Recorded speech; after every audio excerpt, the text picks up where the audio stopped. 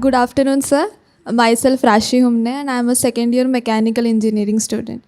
तो sir recent में एक मूवी रिलीज़ हुई थी धुरंधर, जो मोस्टली सबने देखी है. उसमें एक थीम दिखाया है कि बलिदान परमो धर्म, which means sacrifice is the ultimate duty. तो मेरा सवाल ये है कि ये बलिदान परिवार के लिए किया जाए, स्टेट के लिए किया जाए, या देश के लिए किया जाए, या मतलब क्या किसके लिए किया जाए. और अगर ये जो भी ड्यूटीज़ है ये एक दूसरे से टकरा रही है तो क्या किया जाए.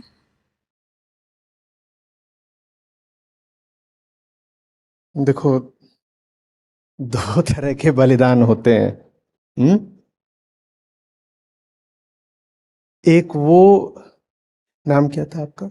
राशि. राशि. बैठिए, बैठिए. दो तरह के बलिदान होते हैं. एक वो जिसमें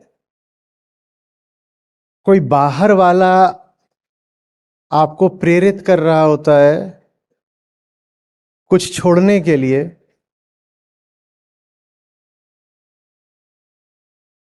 और ऐसे में आमतौर पर जो चीज आप छोड़ रहे होते हैं उसको वही इकट्ठा कर ले जाता है, उठा ले जाता है जिसने आपको बलिदान के लिए प्रेरित किया होता है. ठीक है? लगभग वैसे कि जैसे आपको घड़ी चाहिए हो और आप मुझे प्रेरित करें कि ये घड़ी का बलिदान कर दो, और उसमें ये बताएं ही नहीं कि बलिदान सैक्रिफाइस तो हो रहा है, पर उस बलि को अब उठा के कौन ले जाएगा, उस सैक्रिफाइस को अब कलेक्ट कौन कर लेगा, ये बताया नहीं जा रहा है. बस ये कहा जा रहा है तुम बलिदान कर दो. तो मैंने घड़ी का बलिदान कर दिया और मेरे बलिदान करते ही आप उस घड़ी को उठा करके ले गए.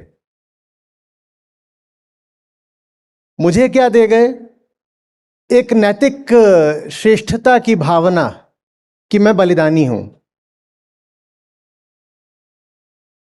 और इस भावना की धुंध में, इस श्रेष्ठता के भ्रम में मैं ये देख भी नहीं पाया कि मुझे मूर्ख बनाया गया है. कि यहां बलिदान का अर्थ इतना ही है कि तुम अपना कुछ छोड़ दो, भले वो तुम्हारा अपना हो नहीं हो उस पर हम अभी बाद में आ जाएंगे. तुम कुछ छोड़ दो. तुमने इतना ही पढ़ा कि तुम कुछ छोड़ दो, तुमने ये नहीं पूछा कि मैं जो छोड़ूंगा उसको अब लेके कौन चला जाएगा. जो मुझसे बलिदान करवाया जा रहा है अब उसका लाभार्थी कौन है. मैं तो बलिदान कर दूंगा पर उसका बेनिफिशियरी कौन बनने जा रहा है, ये ना आपको बताया गया और ना आपने पूछा. ये गड़बड़ वाला बलिदान होता है. और इस तरह का बलिदान पूरी दुनिया में हजारों सालों से बड़ी बड़ी जनसंख्याओं से कराया गया है. जब आप किसी की कलाई मरोड़ करके उसकी घड़ी नहीं उतरवा सकते, जब आप दुनिया की नजरों में शोषक लगे बिना शोषण करना चाहते हो, तब एक ऐतिहासिक रूप से बड़ा उपयोगी साधन रहा है बलिदान. बलिदान करवा लो. किसी की कलाई मरोड़ करके उसकी घड़ी उतरवाओगे, पहले तो वो विरोध करेगा, शिकायत करेगा, और दूसरी बात इधर उधर फैलेगी तो तुम्हारी छवि खराब होगी कि देखो तुमने किसी की घड़ी लूट ली. उससे कहीं बेहतर है कि उससे बोलो कि देखो बहुत बड़ा आदर्श है कि तुम बलिदान करो, और अब वो खुद बखुद अपनी घड़ी उतार करके आपके चरणों में अर्पित कर देगा. आप मुस्कुराएंगे, आप कहेंगे तुम महान हुए क्योंकि तुमने बलिदान किया. और आपने ये देखा ही नहीं कि आपने जो बलिदान किया उसको लेके कौन गया. वो घड़ी अब किसकी कलाई पर है ये आप देखना ही भूल गए. ये बाहरी और नकली बलिदान होता है. बलिदान, त्याग, सैक्रिफाइस, रिनंसिएशन, ये बड़े अच्छे और ऊंचे शब्द हैं, पर समाजों ने, लोक धर्मों ने इनका इतिहास में बड़ा विकृत अर्थ और बड़ा दुरुपयोग करा है।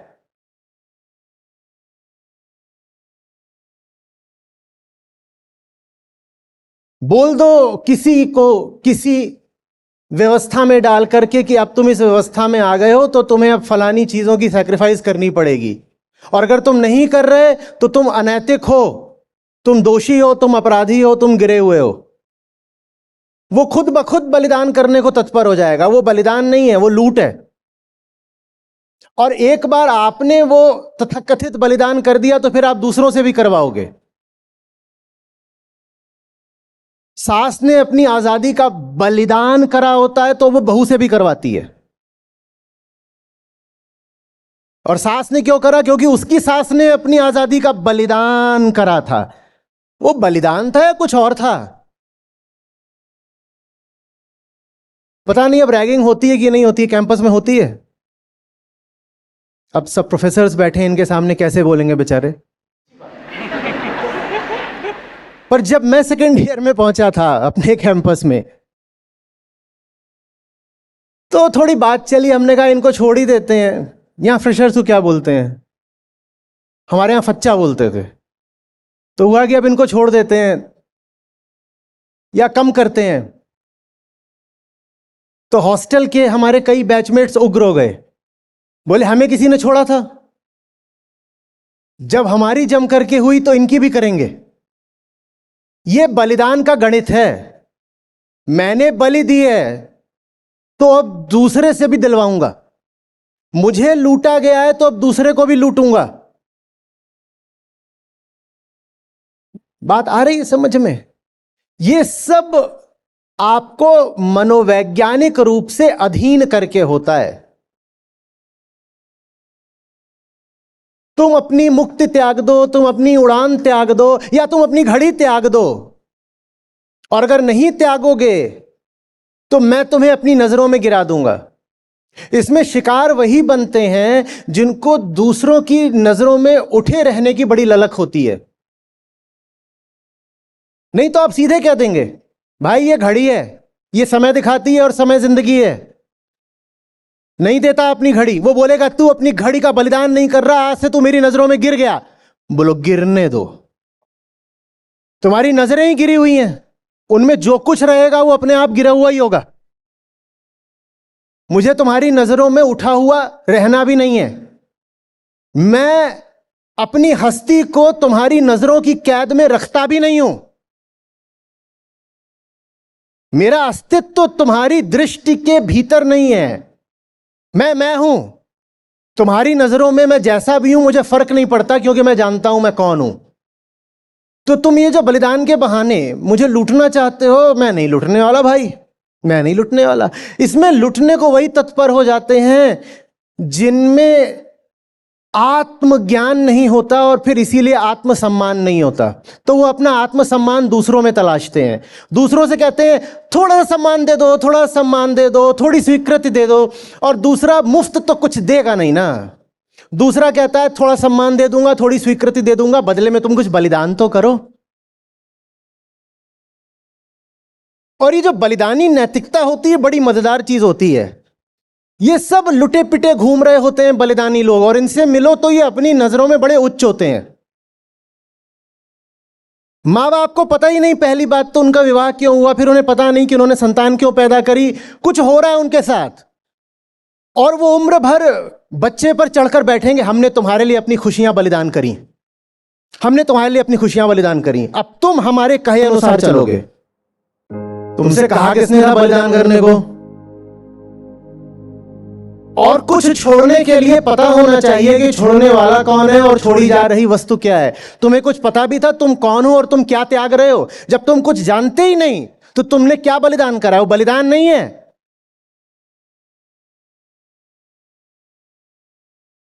वो ऐसा है जैसे शराबी शराब खाने में अपनी कोई चीज नशे में छोड़कर भूलकर आ जाए। नशे में आपसे कोई चीज छूट गई, गिर गई, उसको बलिदान थोड़ी बोलते हैं। सोचो कोई पियक्कड़ वापस आ रहा है किसी बार वगैरह से और वापस आकर के कह रहा है मैं ना अपने मोबाइल का बलिदान कराया हूं। मैं अपने मोबाइल का वहां बलिदान कराया हूं, तुम बलिदान नहीं कराए। तुम्हें पता भी नहीं है कि तुमने क्या छोड़ दिया। छूटी हुई चीज की तुम कीमत भी नहीं जानते ठीक से, तुम नशे में हो। हम में से ज्यादातर बलिदानी ऐसे होते हैं, और यहां भी आप में से भी बहुत सारे बलिदानी बैठे होंगे।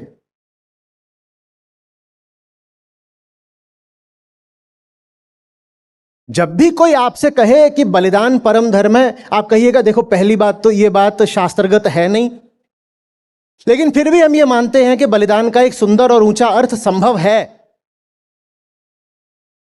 पर तुम पहले ये बता दो कि तुम किस बलिदान की बात कर रहे हो। If there is somebody making a sacrifice, there is also somebody collecting the sacrifice. Who is that person? पहले तो ये बताओ कि मैं जो छोड़ूंगा वो किसके खाते और किसके झोले में जाने वाला है, ये तो बताओ। मुझसे तो छुड़वा रहे हो, पर मेरे द्वारा छोड़ी गई वस्तु से अब लाभ किसका होगा वो तो बताओ। और वो बताए बिना मेरे सामने धर्म बांचने मत आओ। आपके सामने कोई भी आकर आपको बता जाता है कि परम धर्म क्या है, सिर्फ इसलिए क्योंकि आप जानते ही नहीं हो कि धर्म क्या है। आप जानते ही नहीं कि धर्म क्या है, तो इसीलिए कोई भी आकर आपके सामने कुछ भी बोल सकता है और फिर आपको मानना पड़ेगा। और अक्सर ऐसी बातें आपके सामने संस्कृत में रख दी जाती हैं, भले ही वो किसी शास्त्र में ना आती हो, ताकि आपको लगे कि ये बात सच्ची है, कहीं शास्त्र से ही उठाई होगी।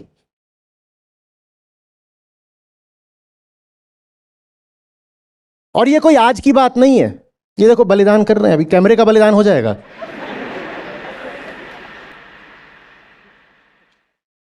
और कौन रोकता है इनको ये कहने से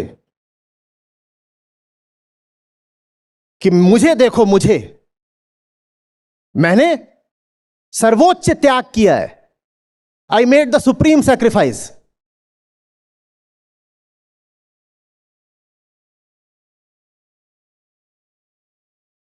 था क्या? कुछ नहीं। न खुद को जानते, न पांव तले की जमीन को जानते। लड़खड़ा रहे हो, गिर रहे हो, किसी ने कुछ बोल दिया, उसी का आज्ञा पालन करे जा रहे हो। तुम्हारे हाथ में सेब था, किसी और की लालच भरी निगाह थी तुम्हारे सेब पर, तो उसने कह दिया सेब का बलिदान कर दो। ये क्या कर रहे हो? ये क्या कर रहे हो? और चूंकि प्रश्न, कहां गई राशि? हां, चूंकि प्रश्न एक महिला ने पूछा है, तो महिलाओं को तो मैं और आगाह करे देता हूं, ये बलिदान वगैरह से बचना, क्योंकि सबसे ज्यादा इतिहास में बलिदान आपसे ही कराया गया है। तुम स्त्री हो, तुम सब कुछ त्याग दो। अपने पंख समाज को दे दो, अपनी देह पति को दे दो, अपना जीवन औलाद को दे दो। तुम स्त्री हो, तुम अपने आप को पूरा ही बलिदान कर दो।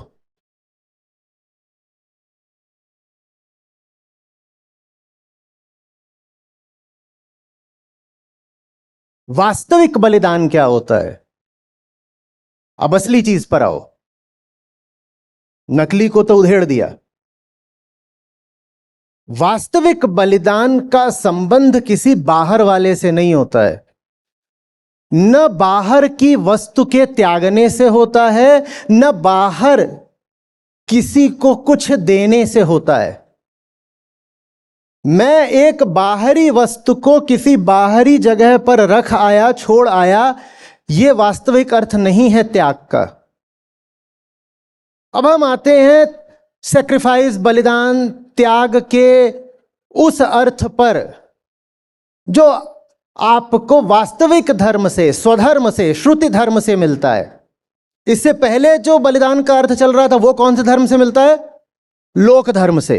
लोक धर्म माने जहां परंपरा को ही धर्म बना दिया गया, जहां इधर उधर जो भी संस्कृति चल रही है उसको ही धर्म मान लिया गया, जहां शास्त्र कभी पढ़े ही नहीं गए और जो कुछ हवाओं में था चुपचाप उसी को मान लिया कि यही तो धर्म होता है। वो कहलाता है लोक धर्म। वास्तविक धर्म को तोड़ मरोड़ करके जो विकृत संस्करण तैयार होता है उसको कहते हैं लोक धर्म। अब हम बात करते हैं स्वधर्म की, वही स्वधर्म जिसके लिए श्री कृष्ण गीता में कहते हैं कि स्वधर्मे निधनम श्रेय। वास्तविक धर्म, श्रुति धर्म, वो धर्म जो सनातन वेदांत आपको बताता है, उसमें बलिदान का अर्थ क्या है? उसमें बलिदान का अर्थ बाहरी नहीं है। न बाहरी घड़ी की बात है, न बाहरी स्थिति की बात है, न प्रेरणा बाहरी है, न पुरोहित बाहरी है। भीतर कोई बैठा है जो अतिरिक्त है, अनावश्यक है, शरीर पर चर्बी की तरह है, सर में दर्द की तरह है, छाती में गांठ की तरह है, नीडलेस, होना नहीं चाहिए पर है।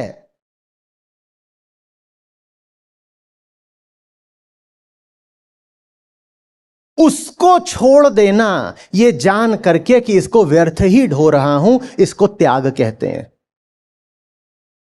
त्याग माने जो अनुपयोगी है उसकी अनुपयोगिता को साफ देख लेना, और जिसकी अनुपयोगिता दिख गई, जिसके अनुपयोगी होने के बावजूद उसकी कीमत अदा करने की मूर्खता दिख गई, उसको छोड़ने में फिर कुछ श्रम लगता है क्या? बोलो जल्दी।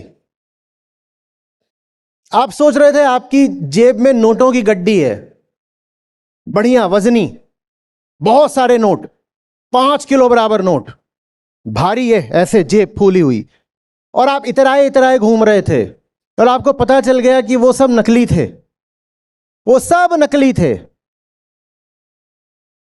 आप क्या करोगे? उन्हें उठा करके नीचे रख दोगे। क्यों ढोना है ये 5 किलो? ये है वास्तविक त्याग। इसमें किसी पर उपकार एहसान नहीं किया जा रहा, इसमें बस जो ढो रहे हो उसकी व्यर्थता को देख लिया जा रहा है। और नोटों का उदाहरण तो फिर भी बाहर ही है, क्योंकि यहां जेब में है। हम ढोते हैं यहां पर, यहां ऐसी चीजें जिनको हमने कभी जाना नहीं हो। नोटों की गड्डी का बस वजन आपको अनुभव हो रहा था, उस वजन से आपने अनुमान लगा लिया था कि कुछ सार्थकता है। इसी तरीके से हमारे भीतर भी कुछ है जिसके बस वजन का अनुभव होता है,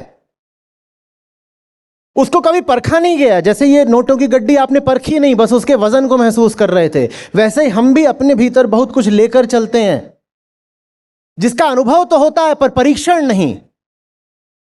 आप जब उसका परीक्षण करते हो तो आपको पता चलता है वो चीज नकली है, और आप उसे ढो रहे हो और ढोने में थक रहे हो,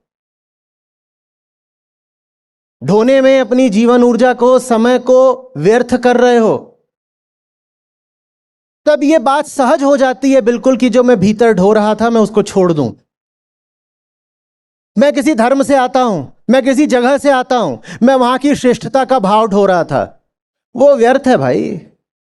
मैं किसी जाति, किसी वर्ण से ताल्लुक रखता हूं और इस नाते अपने आप को उच्च या हीन समझ रहा था, वो बात व्यर्थ है भाई। उसको परखो। तुम्हें तुम्हारे पुरखों ने बता दिया, हवाओं ने बता दिया, परंपरा ने बता दिया कि तुम ऐसे हो, तुम वैसे हो, तुमने वो बात पकड़कर अपने भीतर बैठा ली और उसे ढो रहे हो, ढो रहे हो, ढोने की कीमत अदा कर रहे हो, थके जा रहे हो, पर परख नहीं रहे हो। परखो, अपने आप छूट जाएगा जो छूटने लायक है। यह त्याग है वास्तविक। परखो, ढो नहीं। कोई आदमी हो जो दूसरे का बोझा यहां सर पे उठाए उठाए रेलवे प्लेटफॉर्म पर भाग रहा हो, और बड़ा वाला प्लेटफॉर्म है, एक ही प्लेटफॉर्म अपने आप में बड़ा लंबा है, और वैसे 20 प्लेटफॉर्म है स्टेशन पर, और वो 20 प्लेटफॉर्म में सीढ़ियां उतर रहा है, सीढ़ियां चढ़ रहा है, और यहां पर उसने बहुत सारा वजन रखा हुआ है। आप कहोगे अरे उसको ट्रेन पकड़नी होगी, पर तब क्या कहोगे? आपको पता चले कि वो नहीं जानता उसे किस ट्रेन में चढ़ना है, बात अभी शुरू हुई है। वो जो उठा करके भाग रहा है वो सामान उसका अपना नहीं है। क्या कहोगे ऐसे को? बोलो जल्दी। आपको एक ऐसा व्यक्ति दिख गया रेलवे स्टेशन पर जो बहुत सारा बोझा सर पे रख करके एक प्लेटफॉर्म से दूसरे प्लेटफॉर्म में 1 घंटे से भाग रहा है, थकान से चूर है, पसीने से तरबतर है, और भागे ही जा रहा है। उसको दूर से देखोगे, परखोगे नहीं तो कहोगे आदमी अच्छा है, अरे ट्रेन पकड़ने की तो चेष्टा कर रहा है, बेचारे की ट्रेन ना छूट जाए, पर पास जाके परखा और पता चला कि इसको अपना कुछ होश नहीं, ये नहीं जानता जिंदगी क्या है, ये नहीं जानता यात्रा क्या है, ये नहीं जानता मंजिल क्या है, और इस नाते ये भी नहीं जानता कौन सी ट्रेन में बैठना है, और बस ये अपना बैगेज लोड बोझा लेकर के दौड़े पड़ा है। तो आप क्या कहोगे? अभी क्या कहोगे? अभी तो ये बात खुलनी बाकी है कि वो बोझा भी उसका अपना नहीं है। अब क्या कहोगे? अब क्या कहोगे? कैसा है वो? वो हम है, वो हम है। हम और क्या कर रहे हैं जिंदगी में? हम और क्या कर रहे हैं जिंदगी में? किस किस को साफ दिखाई देता है कि यहां बोझ है? किस किस को दिखाई देता है? बाकियों को मोक्ष है, ठीक है, अच्छी बात है, प्रणाम। पर 3/4 लोगों ने हाथ उठाए, तो 3/4 लोगों में तो इतनी ईमानदारी है कि उन्हें दिखाई देता है कि बोझ लेकर जिंदगी में घूम रहे हैं। वो बोझ आपका अपना नहीं है। जो आपका अपना नहीं है उसे सर पर न ढो, उसे नीचे रख दो। इसको कहते हैं बलिदान। यह वास्तविक परिभाषा है त्याग, सैक्रिफाइस या रिनंसिएशन की। जो तुम हो ही नहीं उसको लेकर के क्यों दौड़े पड़े हो? इसीलिए श्री कृष्ण बड़े सुंदर शब्द से वास्तविक धर्म का परिचय देते हैं। कहते हैं स्वधर्म, परधर्म नहीं। उसी श्लोक में परधर्म की भी बात कर देते हैं। कहते हैं परधर्म बड़ा भयावह होता है। परधर्म वो जहां बाहर का बोझा आपके सर पे डाल दिया गया है, कर्तव्य बता के, ड्यूटी बता करके, आइडेंटिटी पहचान बता करके कि लो इसको ढो क्योंकि ये तो तुम्हारी ड्यूटी है, वो परधर्म है। और गीता आपको यही बताने के लिए है कि परधर्म का पालन मत करना, छोड़ दो परधर्म को, स्वधर्म में जियो, भले ही उसमें जान चली जाए। जान क्यों चली जाएगी? जान जाने की संभावना इसलिए क्योंकि घूम रहे हैं बाहर स्वार्थी आपसे बलिदान कराने के लिए। जब आप कहोगे कि नहीं करूंगा बलिदान तो वो हिंसक हो जाएंगे। वो चाहते हैं कि आप झूठे बोझ ढोते रहो। वो चाहते हैं कि झूठे कर्तव्यों में उलझ करके आप अपने वास्तविक कर्तव्य को भूलते रहो। वो चाहते हैं कि पत्थरों से उलझे हुए आप हीरे मोतियों को त्यागते रहो। और क्यों त्यागते रहो हीरे मोतियों को? क्योंकि वो सारे हीरे मोती फिर वो हड़प ले जाते हैं। जब आप मना कर दोगे झूठे त्याग से तो बिल्कुल संभव है कि वो हिंसक हो जाएंगे, हो सकते हैं हिंसक। तो कह दिया कृष्ण ने, मार देंगे, मर जाना। पर नकली कर्तव्यों का पालन मत करना, मत करना। कोई आके तुम्हें बताए कि फलानी चीज तुम्हारा कर्तव्य है, पूछना कैसे, ये मेरा कर्तव्य कैसे हो गया? नहीं, तुम्हें ये करना ही चाहिए। नहीं, क्यों करना चाहिए बताओ तो, क्यों करना चाहिए? और मैं नहीं कह रहा, गीता कहती है, मैं नहीं पूछ रहा, कृष्ण पूछते हैं, बताओ क्यों, क्यों किसी कर्तव्य का पालन करूं? तुम कौन होते हो मुझे मेरे कर्तव्यों का पाठ पढ़ाने वाले? स्वधर्म सीखूंगा और वो भी सीधे श्री कृष्ण से सीखूंगा। तुम कौन होते हो मुझे बताने वाले कि मैं बलिदान करूं? बात आ रही है समझ में? ऊंचे से ऊंचा शब्द है त्याग। पर त्याग में आप कुछ ऐसा नहीं छोड़ रहे होते जो आपके काम का होता है। त्याग ऐसा ही है जैसे नहाया तो मैल का त्याग हो गया। उसमें आपने किसी पर क्या उपकार किया? त्याग ऐसे ही जैसे सुबह मल त्याग कर देते हो, किसी दूसरे पर एहसान कर रहे हो क्या?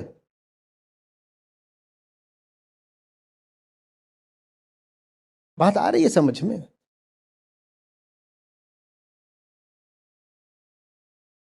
वास्तविक त्याग करो, वो आंतरिक बात होती है। मैं देख रहा हूं मेरे भीतर क्या क्या गैर जरूरी है, कौन सी मान्यताएं, कौन सी रूढ़ियां, कौन से अंधविश्वास मैंने पकड़ रखे हैं, कौन सी मेरी पहचानें आयातित हैं, मुझे कौन सी आइडेंटिटीज दे दी गई हैं बिना मेरी अनुमति के। ये तो तुमने अच्छा खेल चला रखा है। बच्चा पैदा हो, उसको कोई पहचान दे दो, तू ये है, तू ये है। और फिर जब वो बड़ा होने लगे तो कहे तू चूंकि ये है इसीलिए अब ये तेरा कर्तव्य है। वो कहेगा भाई, if duties flow from identity तुमने मुझे ये आइडेंटिटीज मुझसे पूछ के दी थी क्या? तुमने मुझसे पूछा था कभी ये आइडेंटिटी देने से पहले? अब कह रहे हो नहीं, तू तो ये है इसीलिए तुझे इस कर्तव्य का पालन करना पड़ेगा। मैं इनकार करता हूं, मैं इनकार करता हूं। क्यों इनकार करता हूं? क्योंकि कृष्ण है मेरे साथ। तेरी क्यों सुनूं? तू कौन है?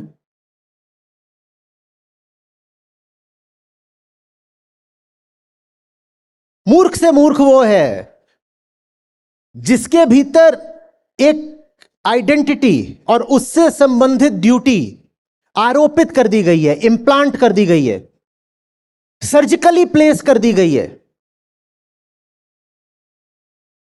एक साइकोलॉजिकल इंसर्शन है, यहां डाल दिया गया है। और अब वो अपनी उस ड्यूटी को अपनी जिंदगी बना करके उग्र भी हो गया है।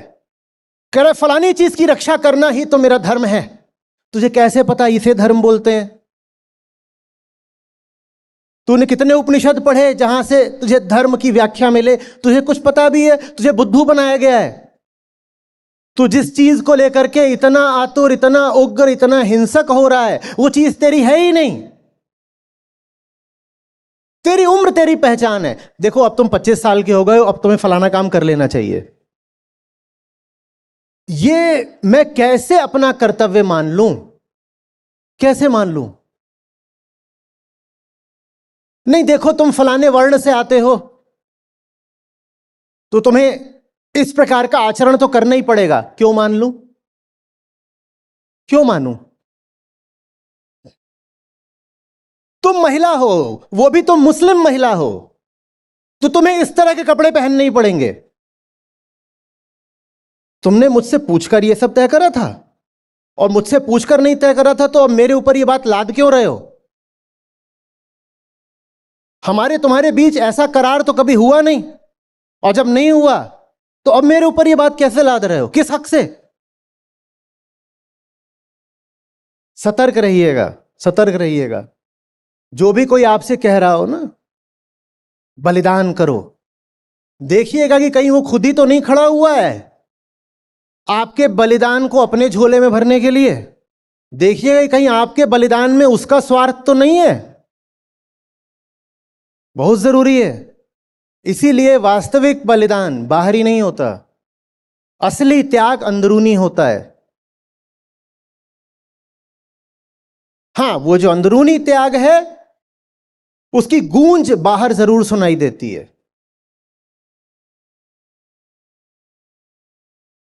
वो जो भीतर छोड़ दिया गया है, भीतर अब जो शुद्धता उठी है, उसकी निर्मलता और उसकी सुगंध फिर बाहर भी अनुभव में आती है। पर बाहरी चीज प्राथमिक नहीं है। त्याग प्राथमिक तौर पर भीतरी बात है। भीतरी बात है, उसके फिर लक्षण, चिन्ह, प्रमाण बाहर भी दिखाई देते हैं, बाहर भी दिखाई देते हैं। पर उसकी शुरुआत सदा कहां होगी? भीतर होगी।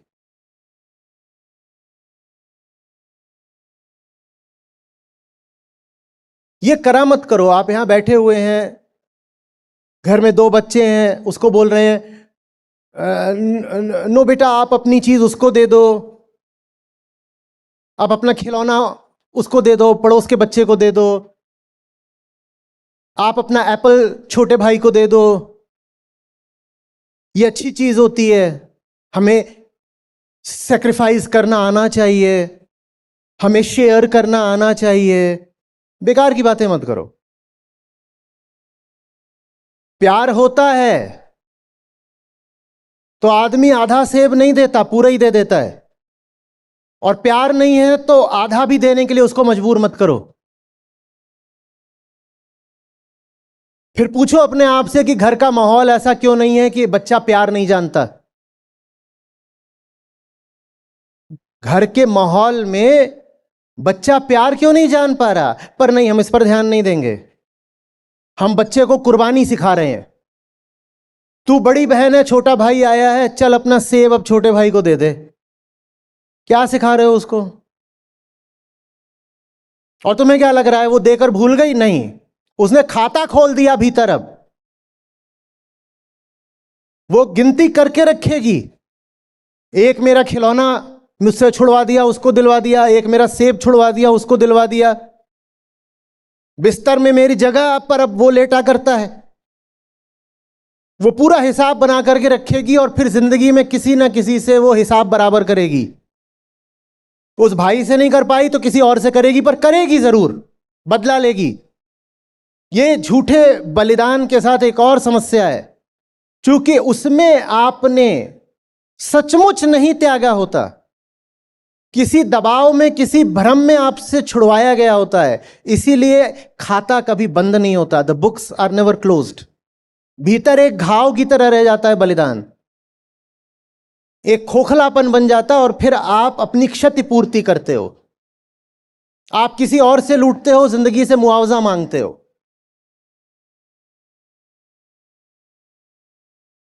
बात आ रही है समझ में? नैतिक आचरण से जिंदगी नहीं कटने वाली भाई। नैतिक आचरण करने निकले हो तो यह भी तो पूछ लो, नीति बनाई किसने? जिंदगी तुम्हारी है, नीति बनाई किसी और की है। तो तुम लुटने के लिए निकले हो क्या दुनिया के बाजार में? जिंदगी तुम्हारी और नीति निर्धारक कोई और। शाबाश। जीना तुमको है और जियोगे कैसे ये कोई और तय करेगा। शाबाश।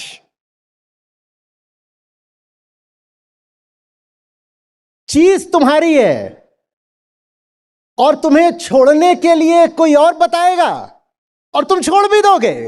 शाबाश। हां, जब भीतरी आंख खुलती है तो कचरा खुद ब खुद छूट जाता है, और जब प्रेम होता है तो आदमी सिर्फ अपने हाथ की चीज दूसरे को नहीं देता, अपने आप को ही समूचा दूसरे को अर्पित कर देता है। वो चीज दूसरी है, वो बात दूसरी है, वो नीति नहीं है, वो प्रेम है। बात आ रही है? और कभी भी उनकी नैतिक गुंडई से दब मत जाना जो सामने खड़े हो जाते हैं कि तुम्हें पता भी है मैंने क्या क्या सैक्रिफाइस किया है। बोले बड़े बेवकूफ हो तुम, और ये बात बता के मुझे इंप्रेस करने आए हो।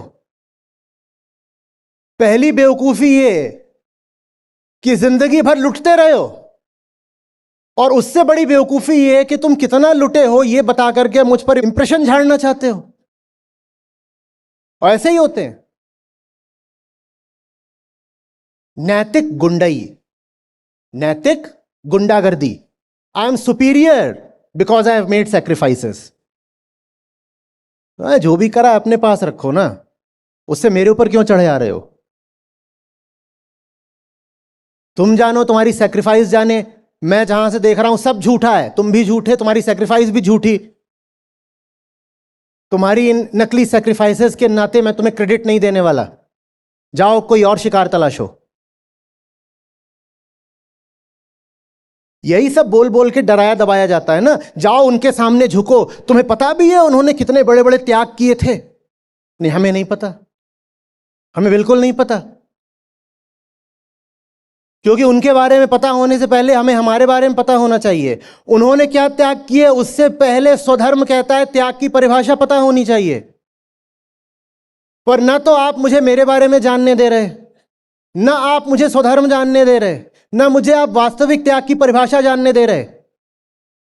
आप बस नैतिक गुंडागर्दी चला के कह रहे हो जाओ उनके सामने झुको, तुम्हें पता है उन्होंने कितने बड़े बड़े त्याग किए थे। मैं नहीं झुकने वाला ऐसे। जा रहा हूं गीता पढ़ने।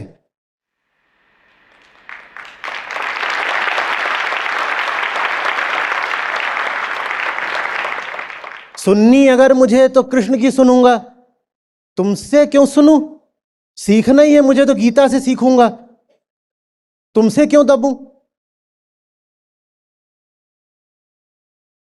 और हां, तुम्हारे लिए भी अच्छा यही है कि आओ मेरे साथ और दोनों इकट्ठे गीता पढ़ते हैं, जान जाओगे कि वास्तविक बलिदान किसको बोलते हैं।